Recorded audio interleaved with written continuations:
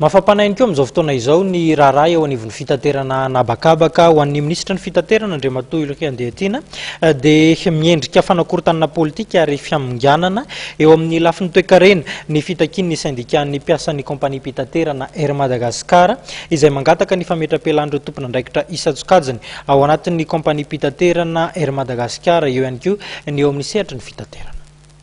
Nampina Air Mad tamin'ny mois de février voteo 2 milliards d'ariary mba handoavana ny ampahany amin'ny karaman'ny mpiasa.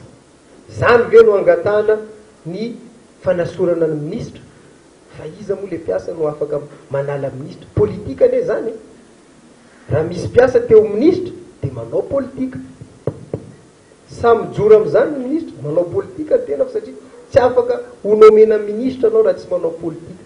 Torak'izany ihany koa le procédure de hoe anasorana ministra tsy maintsy politika zany io.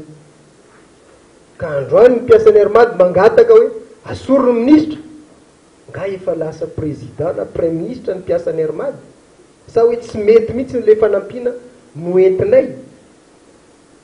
Fahotana ho anay zany no nandoa ny vola mba hanampiana ny mpitantana amin'ny fanefana ny karama mpiasa. Fahotana ve zany? Manoloana zay manana trosa betsaka Air Mad na dia ato amin'ny raha tsy mangaika ministera no asianteny, ao ny Sofitrans, ao ny Adema, ao ny ACM, ao ny ASECNA, etsetsetsetra. Ankoatran'izay mety manambola amin'ny Air Mad. Dia ny teny nanapa-kevitra ny angavy ny ministera amin'ireo sampanareo hoe aza dia mbola takiana zao io vola io fa ao anatin'ny famerenana amin'ny ny kompania tsika zao. Ka miandrasa kely fa rehefa misy ny ambim-bola dia ho aloha ihany zany ny volanareo.